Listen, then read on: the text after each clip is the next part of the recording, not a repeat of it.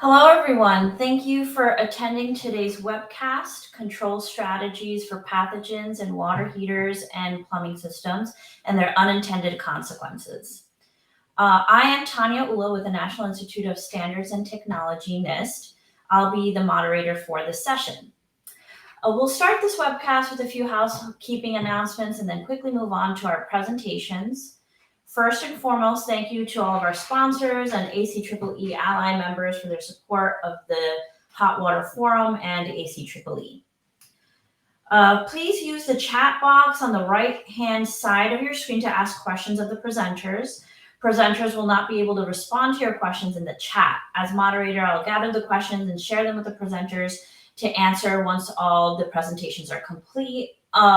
I'll probably handle some questions about the material right away in this session, but some further discussion will be possible if you join us for the 20 minutes of chat discussion on the Zoom platform immediately following. The Zoom link is posted on the audience screen at the very bottom. Please refrain from using the chat for any dialogue other than asking questions. Be sure to check out all the tabs on the left-hand side of the app. From there, you can network with attendees and program participants, visit sponsor pages, and engage in our game to possibly win a free registration to the 2023 Hot Water Forum in Mission Hills, California. The resources section includes the program and list of attendees for downloading. Lastly, we ask everyone to please help in our planning of future Hot Water Forums by completing the conference evaluation. Anyone who completes the evaluation and includes a testimonial will receive a $25 discount off their 2023 Hot Water Forum registration. All presentations will be available for on-demand viewing to registered attendees on the Socio platform within a few days and will remain available for viewing until May. Presenters' slides can be found on their page in the program participants section. So let's start it off. Our three speakers today will be Dr. Tim Bartrand from ESPRI, Marilia Duarte Batista from NIST, and Tim Keene from Legionella Risk Management. To start off, our first speaker will begin. Dr. Bartrand is Executive Director of the Environmental Science Policy and Research Institute, ESPRI, a nonprofit organization specializing in microbial water quality, in drinking water treatment and distribution, building water systems. Thanks, right, Tim, Tanya. you want to kick it off? All right, thanks, Tanya. The presentation I'm giving today, it's the joint effort of the two primary people working on it were me and Gary Klein, whom I'm sure many of you are familiar with. We've been working on this sort of as a side project for some time. The topic, collateral heating, opportunistic pathogen growth potential, and energy losses in plumbing systems. Sorry about the long title. I'm going to go through the different elements of the title and introduce you to it in the next couple of slides. But collateral heating is the unintended heating of unheated branches or unused branches or components by a component that's in use. Can you get my timer going? My outline, I'm going to introduce everybody who doesn't know them to opportunistic premise plumbing pathogens, what they are, why they're in building water systems, to collateral heating. This is a well-known phenomenon to people who are in the hot water world. I come from the drinking water or the water quality side of things, so I'm a little bit less familiar maybe than other people in the audience. I'm going to show the results of some temperature measurements that we made, some high resolution temperature measurements to reveal the extent and the impacts of collateral heating. And then I'll finish it off by kind of a call to arms. What are the steps we can take to address the collateral heating? All right, opportunistic premise plumbing pathogens. Sorry, this is a pretty busy slide. I know everybody has their noses up to their screen now. Opportunistic, that means that they're more likely to infect susceptible individuals, although young immunocompetent people are still at risk. These are environmental organisms. These are organisms that are perfectly happy to live in treated drinking water, where even if there are low nutrient levels, there may be disinfectant, a toxicant present. They can still survive, and in fact, they can thrive. These tend to be present in the building water supply. You can never anticipate that the supply is sterile or perfect. it won't be. There's no way to sterilize all of the water that comes in the building supply. There are many potential pathogens, but there are several that we tend to focus on. Legionella pneumophila, the primary Legionella species that is the causative agent of Legionnaire's disease. Other Legionella species are implicated in a much smaller percentage of the Legionnaire's disease course, Legionnaire's disease. Some mycobacteria species, Pseudomonas aeruginosa, the number one cause of hospital respiratory infections, and then free-living amoeba. And the free-living amoeba are in this list for two reasons. First, they are frank pathogens, including a couple of brain-eating amoebas, the scary guys. But they also can be the Trojan horses that propagate and carry the other opportunistic pathogens, particularly Legionella and mycobacteria. They can carry them into plumbing systems, and they can be part of the chain that results in infection. Building water system features that promote growth: tepid water, stagnation, high surface area to volume ratio. These organisms tend to be in biofilms, which are attached to substrate. They're attached to components. And so if you have a high surface area to volume ratio, that means that you have a lot of real estate for these guys to attach to. Complex plumbing system layouts, as I understand it, the architects have as much to say about how a plumbing system is laid out as a plumbing engineer, and the result can be some very complex plumbing systems. And also in buildings, there's frequently low to no disinfectant residual. Even if there's healthy residual in the building supply, frequently there's no residual in the building itself because of decay, because of demand. So we can't really count on the disinfectant to be there all of the time. Studies indicate that the plumbing system and component age are the best predictors of whether ops are in a system or not. And important to know that once you're contaminated, you're in a new club. Some buildings, once you're contaminated, you've got resistant organisms. You have the buildup of organisms that can keep you contaminated. And in fact, some buildings begin their service life contaminated. So real quick, I won't belabor this too much, but we do have to go through the process. As I said, there are opportunistic pathogens in the building water supply. Each time you use the water in a building, you essentially inoculate it. You give an opportunity for those pathogens to attach themselves to the plumbing system and propagate. Once they're in the plumbing system, they can propagate, or they can establish themselves within components. And the talk after mine, Marilia Batista Duarte is going to be talking through the importance of water heaters, and water heaters and pipes and fittings have a really big difference, and that is that there is a large volume of water in the water heater if you have a storage water heater versus in the pipes, and that has a lot to do with how much of the contaminant you can form, whether it's a disinfection byproduct or whether it's the opportunistic pathogens. If you think of this as a reactor, whether a chemical reactor or a bioreactor, you've got a whole lot more volume to work with. During periods of stagnation, you can have growth, you can have release during periods of use. And then at the point of use, you can have exposure, particularly aerosol exposure is the most problematic route for opportunistic pathogens. All right, this is the last setup slide. Sorry, I wasn't sure how familiar this audience is with the opportunistic pathogens. The detailed process of what's going on. Again, you have your noses right up to your screen, I'm sure. This green bar, so each of these bar charts, these are all hypothetical in the top, corresponds to the diagram below. The green bar is tightly attached organisms that are tightly attached to the surface of whatever, the fitting, the pipe. Loosely attached organisms are also there, and particle-associated organisms can be problematic. And then there are planktonic organisms. Those are the free-swimming, free-floating organisms. When you begin a stagnation period, you've been flowing, you've ripped away a lot of the loose organisms, and you tend to have tightly bound organisms. During early stagnation, you've got temperature and disinfectant conditions that might retard growth. But as the disinfectant goes away during late stagnation, you can have a significant buildup of these loose organisms. As soon as flow begins and there's shear stress on those loose organisms, they tend to break free and cause a significant exposure. And then they're washed away as time goes by. So that's the process that we are trying to interrupt. Collateral heating, you knew I'd get here eventually. Collateral heating, as I said, it is the heating of an unused or an unheated branch by a heated branch or by a heated component.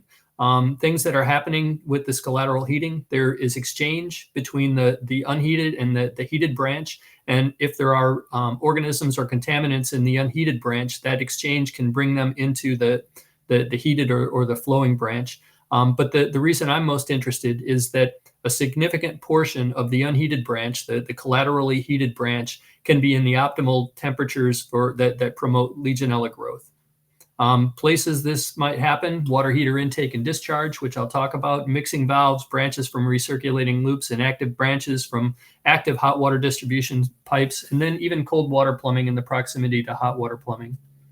Natural convection has a role, and I'm not going to belabor this, but it is quite important.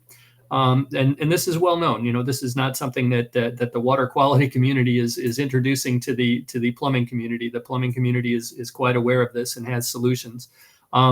You tend to have the hot water going up, which is it's less dense. It goes up during periods of stagnation, and the cooled water goes back down on the outside of the pipe. And the result is that rather than just conduction, you have this convection that extends the heated portion of the pipe out into the plumbing system. It extends it significantly further, and you'll see data demonstrating that. It can even happen when there is an elbow in the pipe. The heated portion can go fairly deep into the distribution after the elbow. P-traps are used commonly to break those convection loops. You still have conduction into the unused branch, but you can break that convection and reduce the extent of the pipe that's heated. The orientation of the pipes also makes a difference. If you have a vertical pipe, that promotes convection the most, whereas if you have a vertical downward pipe, that has the least potential for buoyancy-driven flow. All right, and the last setup slide, I think I said that once already, but this time for real. Collateral heating here are the impacts. It's going to, number one, increase the portion of a building water system in the ideal temperature range for Legionella growth. And as I said previously, you can do system-wide Legionella control, or you can try to control niches. Well, you can do either one, but you have to do both. Tim Keene will probably talk about this. You're not going to control Legionella unless you pay attention to both the system and the niches. Standby energy losses are extant if you are, for example, heating the discharge pipe from a water heater. There's energy loss associated with that. There are cool down energy losses associated with branched pipes. You've just heated up a bunch of you paid good money to heat water that is sitting in a pipe that you're never going to use, and it's simply going to cool back down. There's also water wastage if flushing is employed as a water quality management strategy. So when you think of the water quality nexus, collateral heating causes losses on all sides. You're losing water, you're losing energy, or you have energy inefficiency, and you're decreasing water quality, or you're changing water quality negatively. So what we did high frequency temperature measurements, just a logging 4-channel thermocouple. We took measurements on hot water discharge pipes of domestic water heaters. We've got we've done more than 6 water heaters. It just so happens that the convenience sample that we used, they generally were either 40 or 50 gallon, all of them vertical discharge gas-fired water heaters. We did period classification. I'll show you what that means in the next slide, using the AI technique, hidden Markov models. And we estimated heat transfer coefficients and used those to estimate the extent of pipe and the cool down losses. And then we also looked at unheated branches and the temperature in those unheated branches and the implications. So collateral heating. Here is one of the water heaters that we monitored. You can see a temperature trace on the right-hand side. We mounted thermocouples about an inch from the top of the tank. That's probably about 2 to 3 inches from the actual discharge from the tank, the interior tank, 7 inches, 13 inches, and 25 inches. Using those data and hidden Markov chain models, we were able to identify the hot water draw periods, the cool down periods, and then standby periods. And once we did that, we were able to, next slide, able to take all of the early cool down data and estimate the heat transfer coefficients, the UA for those of you who are in this business, for each of the sensors. And we fit the cool down data to a number of models.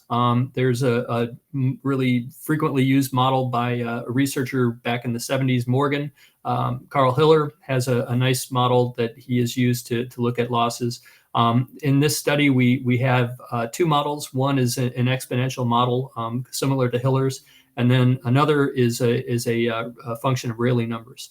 And no time to go through all of this, but the punchline is that the exponential model provided an adequate fit to early cool down data, except if you're between 0 and 6 inches of the water heater when the pipe is continually heated. The implications, you can see a temperature profile on the right-hand side that we were able to come up with, estimated it using the heat transfer coefficients that we came up with. You see that the profile is linear, not exponential. So that says, yeah, there's some really good convective loop going on here, and that's extending the high temperature region out. The estimated standby losses, I estimated for this particular water heater about 4.5 watts, and you can compare that with all standby losses. These are from Hiller's 2005 study. Those tend to be in the 26 to 305 watt range. Resistance water heaters tend to have lower standby losses. So that 4.5 watts, it doesn't look like a big number, but if we're really interested in getting every carbon credit that we want, every energy efficiency, 4.5 out of 26, that might be going after just for the energy savings. The ops impact, about 17 to 21 inches are continually at ideal Legionella pneumophila growth temperatures. So that's a hazardous condition that we would like to avoid.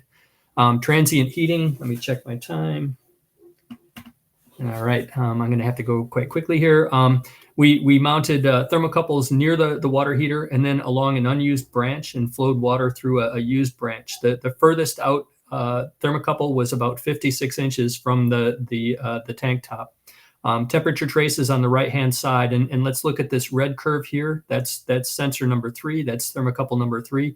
You can see that the temperature significantly increased and stayed elevated for quite some time.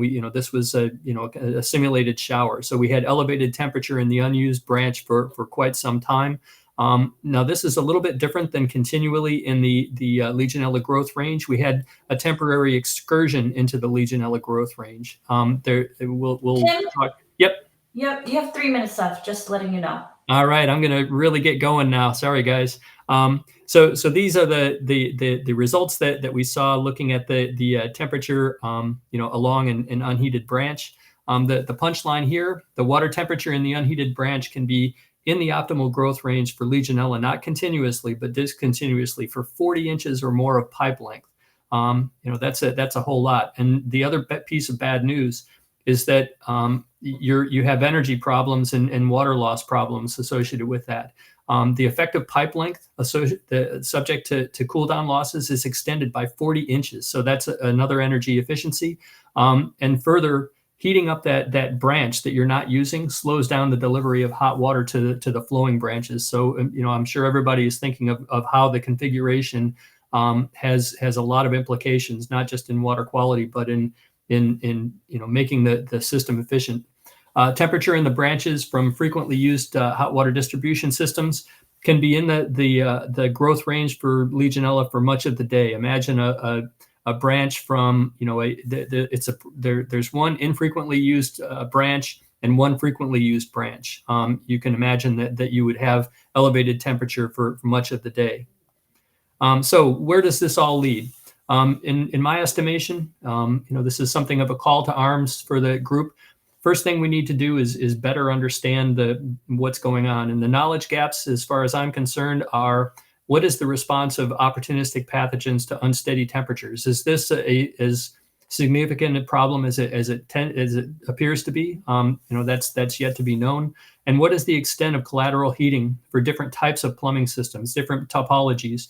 And is there an optimal topology that gives you everything you want: better energy efficiency and better water quality? Big data gap.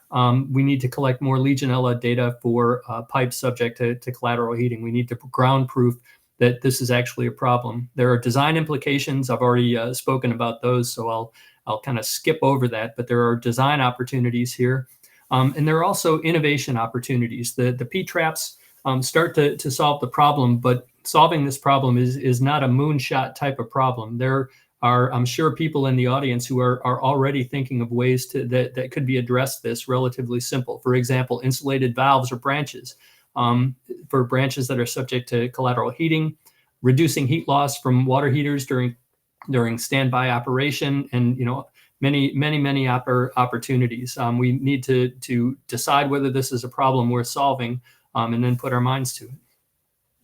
Many thanks to the organizers and Tanya for chairing the session. And you can see Gary's and my email addresses here. Thanks for the opportunity to present. Thank you, Tim.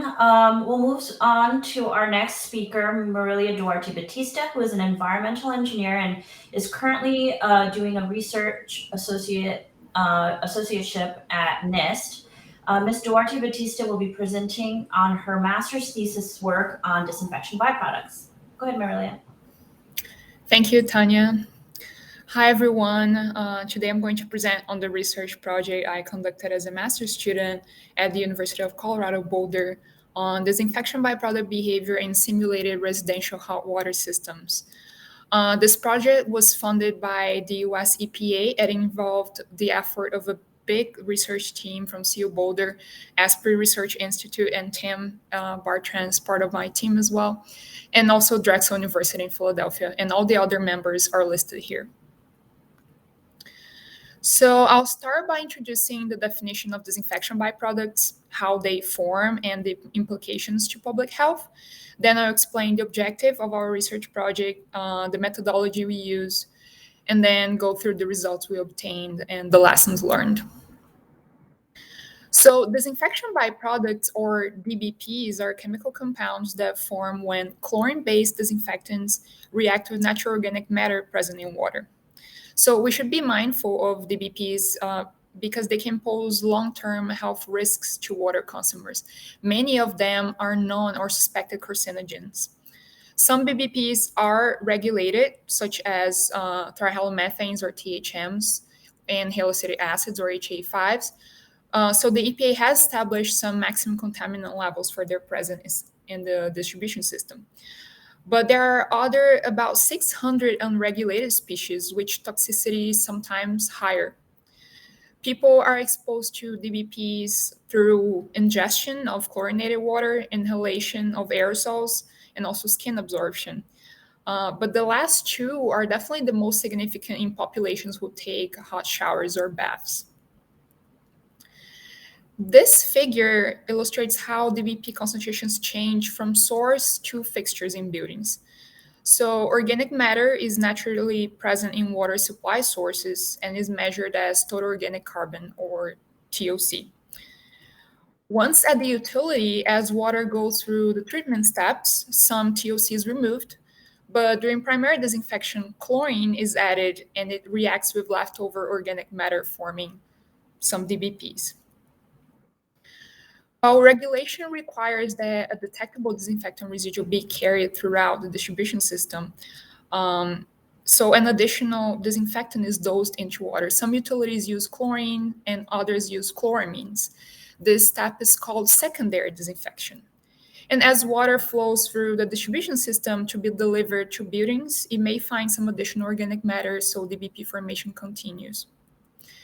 And once it gets to buildings, EPA is no longer responsible for monitoring water quality. So, in addition to more TOC, other factors such as lung stagnation and high temperatures within storage water heaters can enhance the DBP formation even further.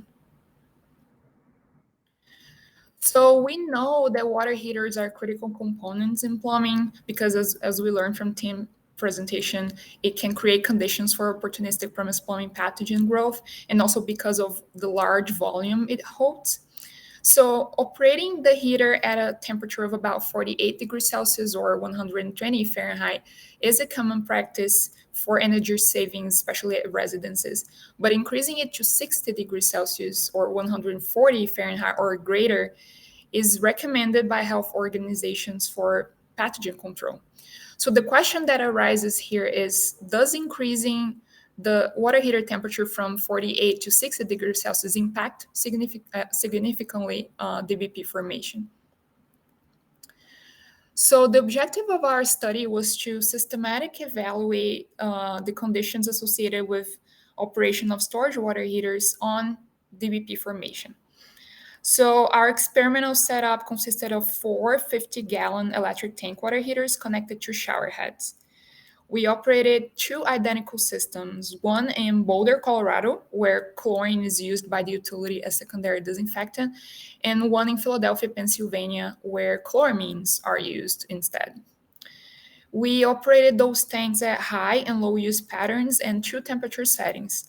A hot setting that was approximately 48 degrees Celsius and a very hot setting of approximately 60 degrees Celsius. For the high use pattern, we operated the tanks 3 times per day for 40 minutes. That corresponds to a total use of 180 gallons per day with a 3-hour interval in between uses. We also tested the impact of the water consumption throughout the day by comparing morning versus afternoon samples. And we called those high early and high late uses. So the tested stagnation times for the high use were 3 and 16 hours. And for the low use pattern, we operated the tanks only once a day for 20 minutes or 30 gallons per day, and we simulated a 24-hour stagnation. So this diagram highlights our sample locations. So we took feed samples upstream of the heaters, and those samples represent the cold water from the distribution system. And that line was flushed for 30 minutes. Tank effluent samples were taken towards the end of the tank uses, and they represent the water quality at the starting point of the stagnation period. And then we took point of view samples at the end of the simulated stagnation periods to represent what DBP levels a potential user would be exposed to. So those samples were taken at a sampling point before the shower head, as you can see highlighted in the picture, to minimize volatilization of some DBPs. We ran this experiment in 2 phases. During phase 1, 2 tanks operated at high use and 2 at low use. All tanks were set to the hot temperature of 48 degrees Celsius. And during phase 2, we switched 2 of the tanks to the very hot setting of 60 degrees Celsius, while the other 2 operated at 48 Celsius as controls. So now I'm going to show you results we obtained from 3 different experiments. First, tracer studies that we did to understand tank hydraulics. Control experiments are also called band scale studies to understand chlorine residual and DBP formation kinetics under ideal conditions. And finally, results of the tank experiment that I described earlier. So for the tracer studies, we continuously pumped an inert chemical compound into the tank and measured its conductivity and water temperature over time at the outlet of the heater. And this occurred during usage at a flow rate of 1.5 GPM. So through modeling, we found what type of reactor best described tank hydraulics at different points in time. Our electric storage water heater model had 2 heating elements as usual, and a dip inlet tube that introduced water directly to the bottom of the tank. So at the beginning of use, as fresh cold water enters the tank at the bottom, it pushes hot water upwards as a piston.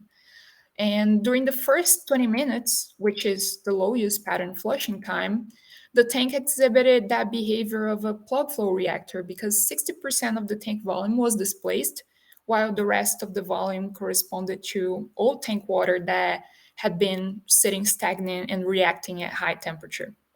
So at that point, the temperature difference between the introduced cold water and old tank water was still high, which does not allow much mixing inside the tank. But at the highest pattern, it behaved more as a completely mixed reactor because after the 40 minutes of use we simulated, the tank volume had been completely displaced and more mixing was allowed in the tank. So DBP concentrations at the outlet would be similar to the feed. So for the control studies, we stored water in glass bottles, and we did that to evaluate chlorine residual and DBP kinetics under ideal conditions to exclude the potential impact of any tank materials that we could have from the tank experiment. Here it's important to mention that we did this experiment only for the chlorine system in Boulder because, as we will see later in this presentation, chloramines are not expected to form any additional DBPs. So this graph and the following ones I'm going to show you present normalized concentrations on the y-axis, and this is defined as the ratio of concentration change compared to the feed water.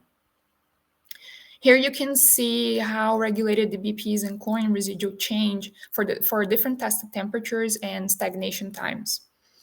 So for the bottles that we stored at laboratory temperature, that was about 22 degrees Celsius, it took 72 hours for chlorine residue to decay to below detection limit. As a consequence, THMs and HA5s, the regulated DBPs, they continue to form over time up to the 72-hour mark, and at that time it stopped varying significantly.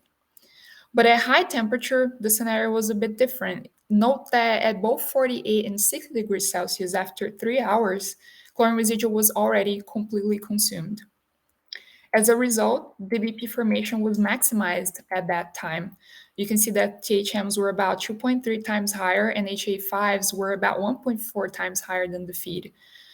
THM concentrations were not significantly different between the two temperatures we tested across the different stagnation times, especially because the standard deviation was high. But you can note that HA5 concentrations were slightly lower at 6 degrees Celsius compared to 48, and that was instead statistically significant. And we found that this is because some HA5 species are thermally degradable. But overall, we can conclude that no additional DBP formation occurs at 60 degrees Celsius compared to 48 because DBP formation is a chlorine residual limited reaction, meaning that it cannot proceed if there is not enough reagent, which is residual, to react with the other reagent, organic matter, forming the product, which is the disinfection byproduct. So now shifting to the tank experiment, starting the chlorination system in Boulder. So during phase 1, when all tanks ran at the lower temperature setting, chlorine residual was below detection limit for all point of view samples. And as a consequence, the regulated DBPs, THMs, and HA5s were on average 1.4 to 2.3 times higher in the point of views than in the feed for all use patterns.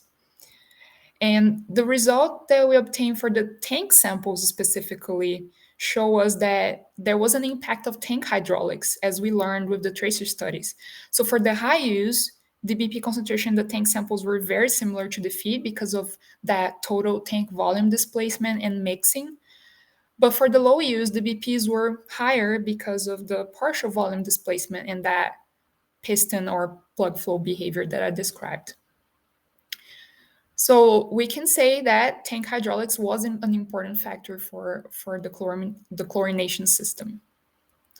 But in Philadelphia, the chloramination system during phase 1, total chlorine residual decayed at the tank and the point of use compared to the feed, but the residual was detectable in all samples. And that is because chloramines are more persistent disinfectants than chlorine. And the table on the right shows normalized DBP concentrations with respect to the feed, such as the previous graph shown, but here I'm showing it as a table in a table format. So you can see that the ratios were overall very consistent and close to 1 across sample locations, which indicate little to no additional DBP formation. And this is likely because chloramines form DBPs much slower than chlorine. And as a consequence, we didn't see any significant impact of water use pattern for the same reason. Now we will move to phase 2 results. Remember, we switched 2 of the tanks to the highest temperature setting of 60 degrees Celsius, while the other 2 ran at 48.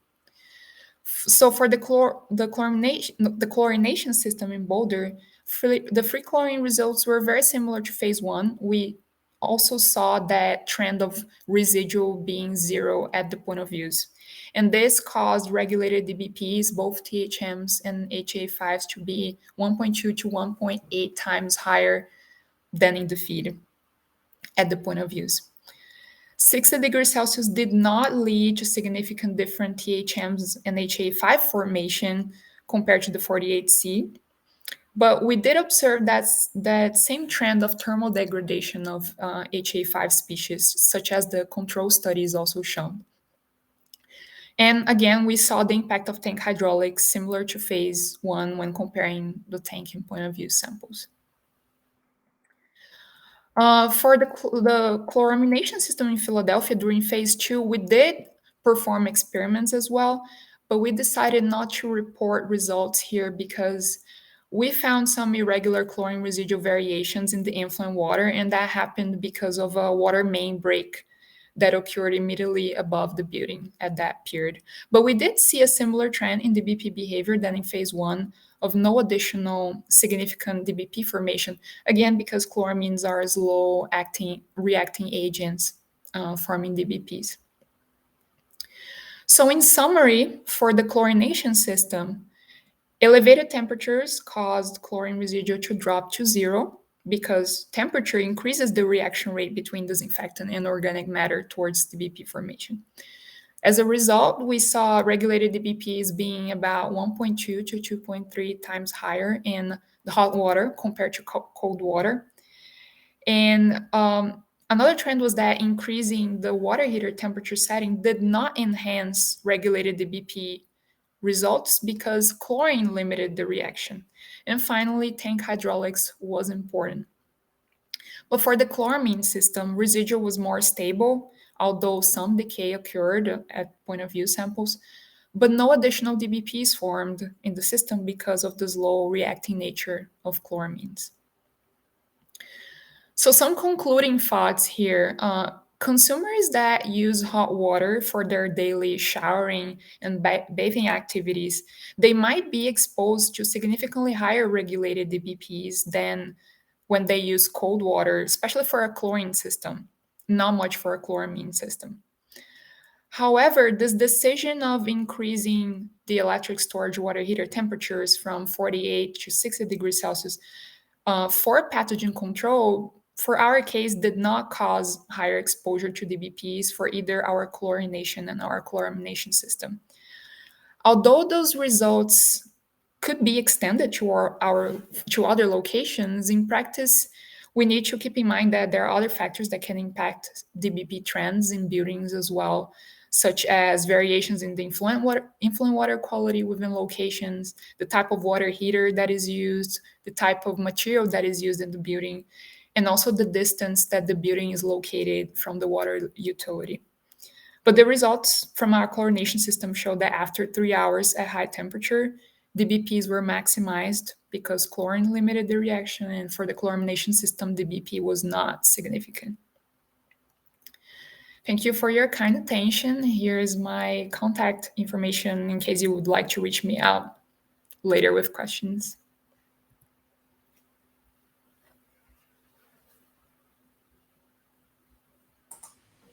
Great, thank you, Marilia.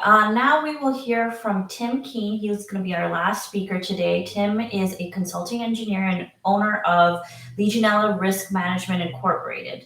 Mr. Keene, who will be speaking on the design of plumbing systems as a major indicator of Legionella growth. Go ahead, Tim. Okay. So thank you for that introduction. I'll be looking at Legionella sustainability and the impact on equity as well. Where am I on my slides? Let me get my slides teed up for some reason. There we go. And you already had a little bit of my background. I'd like to start off with ASHRAE 90.1, energy standard for buildings. That's one of the areas where I think a lot of the issues have started, and that is the effort to reduce water flow and reduce water temperature to save energy and water. This standard required public restrooms to put in 0.5 GPM flow restrictors and 110 degree Fahrenheit limitation on temperature out of these faucets. At the time, it limited it to very high use faucets in service stations, airports, train terminals. That standard has since been incorporated in IAPMO and IPC plumbing codes, requiring in all public restrooms, regardless of usage, these low flows and lower temperatures. And bottom line, what it has done, it's put the cart before the horse. It's giving us existing plumbing sizes with restrictors at the end of the fixture to slow the plumbing down. The piping is impacted greatly from this. Bottom line, if you've got a half-inch pipe and you're looking at getting 3 feet per second flow, you want 2 GPM through that pipe. But what you're really going to get with that 0.5 GPM flow is less than 1 foot per second. So when you think of Tim's presentation earlier, the collateral heat, he mentioned that it results in issues on all sides: water consumption, energy consumption, and water quality. This is basically showing you some more of the mechanics behind that. If we're going to keep the same piping yet reduce flow dramatically at the fixtures, we're going to increase water aging, we're going to increase heat losses, we're going to increase the amount of time it takes to turn over the water when somebody's washing their hands, and when it doesn't turn over at all, because 1 hand wash is equal to 10 volumes of water in the drop leg, then the bacterial issues grow. And as you can see from this chart, what really should be in place is 1/4 inch piping on these drop legs. 1/4 inch piping at 0.5 GPM will give us 3 feet per second. And of course, we don't have 0.5 GPM through the hot or the cold line. If they're mixed at the faucet, we might have 0.3 or 0.4 GPM. So bottom line, the impact here is really low flow through the pipes. Tim kind of went through this as well in his presentation. You're not having turbulent flow, you're not having laminar flow, you're having water flowing through a channel in the plumbing and tremendous amount of particulate coming out of solution and resting in the pipes. Tim had mentioned in his presentation the difference between stagnant and good flow is once you get into good flow situations, you're going to get rid of the particle or move the particulate. But as you can see here, if you never have good flow, if your piping is always grossly oversized, you're never going to move that particulate, and it's going to grow over time. The impact of that, in one case I was involved in, was a senior complex that an outbreak. In the end, I believe it was 10 people were hospitalized and 2 people died. At the time of the outbreak, as I'm going through this building, and this was a Section 8 low income elderly housing complex. So when you talk about equity, these type of complexes are all over the place. At the time of the outbreak, there was a group installing 0.5 GPM flow restrictors on all the faucets in this apartment complex. I believe it was 300 residents. The elderly use very low amounts of water. The lower income elderly even use less amounts of water. So when we're looking at these plumbing fixtures that are grossly oversized and already using extremely small amounts of water, less showering, less cooking, and then putting on flow restrictors on top of that, that really increases the problem for this segment. In this case, we ended up putting on these HydroGuard flushing systems on 3 of their hydrants in the complex because the water through their mains was moving so slowly. We were losing all the disinfectant from the city supply. And the city supply has more issues in the summertime than it does in the winter. So these are used at higher flows in the summertime as a result. So when you talk about equity and look at some of the things that are being done, the impact on these seniors that can't control their water quality, where the landlord or the apartment owner is putting in these low flow devices in response to a city health department recommendation or a HUD recommendation, that increases the issues for them. And some of these issues just don't make a lot of sense, but they're becoming more common. The Veterans Affairs 2004 guideline recommended as an option putting in automatic drain devices in the cold and hot water systems. These automatic drains are becoming more and more commonplace. Now people are even talking about recirculating cold water systems. And bottom line, automatic drains are taking your hot water and because it's not flowing properly in these oversized pipes, putting in a flushing valve to flush it to drain a couple times a day. A tremendous amount of waste of water and energy. We've got this IAPMO UPC Code 2021 Appendix N that to me is one of the best documents out there, equating the risk of Legionella in plumbing systems to the scald risk. We all know that 85 Fahrenheit to 110 is the highest risk, the highest growth range for Legionella. You get up to 110 to 120, a moderate growth range, and above 120, very, very, very low risk for Legionella growth. In all of the elderly apartments, and I've been involved in quite a few elderly apartment, low-income elderly apartment Legionnaire's disease outbreaks, we have them being maintained at 120 and above at the fixtures. At all the sinks and the showers are at 115 to slightly above 120.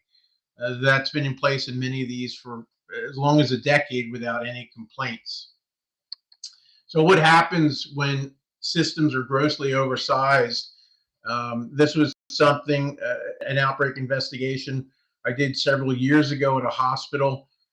We studied the chloramine in the system, and we found that there was a good amount in the cold water and none in the hot water, and identified that the softeners were consuming all of the chloramine. Chloramine's really tough stuff. It's almost impossible to destroy, as Marlea mentioned in her presentation. Yet these softeners in the cold water supply to the heaters was destroying it 100%. We did studies and found that these softeners were more than 3 times oversized and ended up replacing them with softeners with a service flow of 55 GPM versus the ones that were installed with a service flow of 140 GPM. Prior to doing this, we tried several disinfections, but it had no impact. This was a new hospital. The softeners were less than 9 months old. The resin wasn't fouled. It was just the size of the units that was destroying all chloramine. We put on these smaller units. We had less than a 5% loss of chloramine across the units. We had no pressure drop across the units, and the city chloramine levels were persistent throughout the entire hot water system. So no other courses of action were required. Um, when we look at this, the 1.5-inch unit versus the 3-inch softener, the velocity through the units is plain to see. The 3-inch unit, we had 0.68 feet per second at average flow and 1.5 at peak flow. When we put in the 1.5, we greatly increased the velocity through the piping of the unit, and of course also through the resin beds as well. Just recently, only 2 months ago, I did investigation at a brand new nursing home that's had just turned 1 year old and had some issues. One of the items found in that investigation, again, was the softeners. In this case, the softeners were much larger oversized than the ones in the hospital. The softeners supplied by the supplier cost $1,000 to install. They were a 3-inch unit, inlet and outlet, based on the fixture count, and it included 2 tanks, each tank 30 inches in diameter by 72 inches in height, designed for a 500 GPM peak capacity. The cold water supply temperature coming into the softener was 47 degrees. The delta T across the softener temperature increase was 6 degrees, and the mechanical room temperature was 68 degrees, fairly cold. And under these extremely good conditions, 50% loss of chlorine.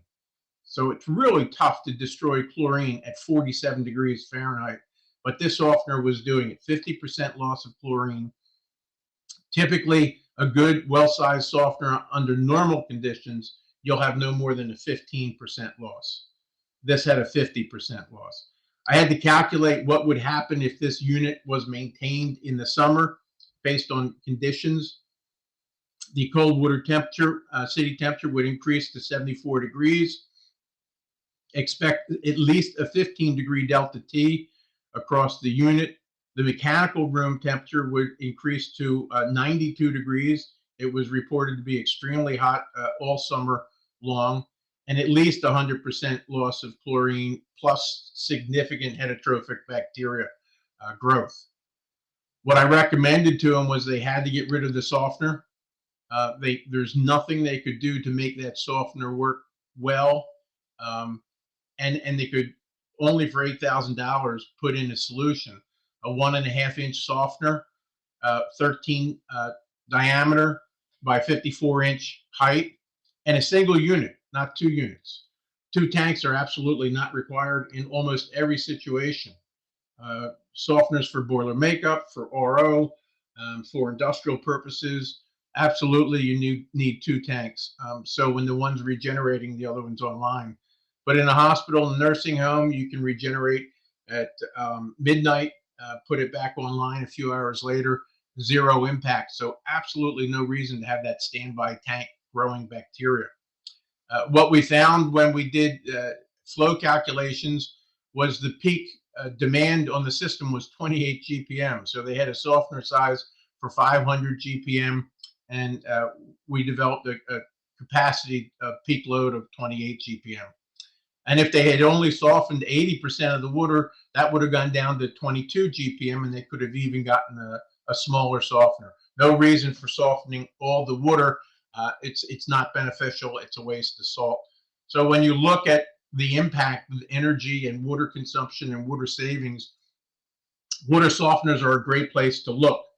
It's an eye-opening experience on what's happening to the whole system. And when we did a study at Johns Hopkins Hospital, when it opened its new cancer hospital, in I believe it was 2000, this paper was presented in 2004. We identified the system was overloaded with Legionella, tons of issues. There was construction issues, there was litigation issues. So we were brought in. They had tried disinfecting the system multiple times. Couldn't get rid of the bacteria. It was that bad for a system that had sat stagnant for a year. We did a lot of testing. We identified the issues. We corrected the Legionella issues, but then we identified all these other issues. The piping was oversized. We put on Doppler flow meters. The flow rates were designed for 300 GPM, average 600 GPM max. We came up with 96 GPM average and 170 GPM max. So just as we found in the hospital on 3 slides earlier, everything was 3 times oversized. Oversizing the piping resulted in lower water velocities, less than laminar flow conditions. These conditions promote the growth of bacteria and biofilm. Booster pumps were oversized based on potable water usage. Booster pumps were sized at 400 GPM each, parallel operation for 800 GPM. The system overpressurized, pressure surges, water hammer, water and air entrainment. The problem was corrected by going to single pump operation and adjusting the control valves. And the hot water heaters and the piping system was also oversized. Pipe oversizing resulted in low velocities, reduced water poor temperature distribution. Piping was modified, circulator pumps were replaced, resulting in improved circulation and temperature. And I've been involved in several of these outbreaks in new hospitals, and quite frequently we have to resize hot water return pumps because of all the issues with circulation due to oversizing of the plumbing. So I mentioned earlier flushing of the city water mains to try and bring in fresh water where the water aging hasn't destroyed all the chlorine or chloramine in the municipal plumbing system. But what also is becoming prevalent due to these pipe oversizing issues is putting on automatic flushing on the hot water risers and returns, and even the cold water risers to automatically flush the water systems either on a time basis or on a temperature basis. Again, more wasted water, more wasted energy, and all because of oversizing of the plumbing. CDC. Tim, you have a little more than a minute left. If you can wrap up, that'd be great. Sure. Thanks. So a lot of issues are missed. The root cause issues, engineering, design, and code issues are missed. Bottom line, smaller systems will address a lot of these problems, even the problems that Tim Bartran mentioned. Addressing guidances, regulations, and codes that have resulted in energy issues, water loss, energy loss, more space consumed in buildings, more consumable salt, operational and maintenance costs, and the impact on lower income people that have to implement these controls. Here's a public service announcement in an inner city. Turn your hot water heaters down to 120 degrees. DOE website saying turn your hot water heaters down to 120 degrees. Reduced energy use for water savings. Put on low flow faucets on your faucets. Bottom line, this has a big impact on those that can't control their hot water. We need to change our plumbing codes and get smaller pipes. There's detailed discussions on this on my website. Thank you.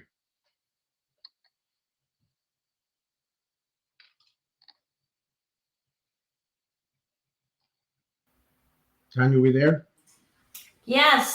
Okay. Thank you, Tim. Thank you to all of our speakers for their presentations and to the attendees for participating. Today, unfortunately, we don't have time to go into our Q&A here on this platform, but if you could all follow and continue to the discussion in the Zoom chat room, please do so. The link can be found at the very bottom of this page on the platform or on the Zoom link to the left. I've collected all of the questions that we didn't get to, so hopefully they will be answered then. All right, thank you all. Bye-bye.